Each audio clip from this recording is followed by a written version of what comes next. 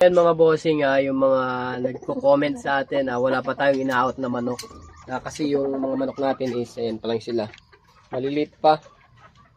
Mga magpo 4 months pa lang. So ito yung ating materyales. Tsaka yun. Yun yung mga inahin natin. Nakikita nyo. So, good morning. 7:35 ngayon ng umaga.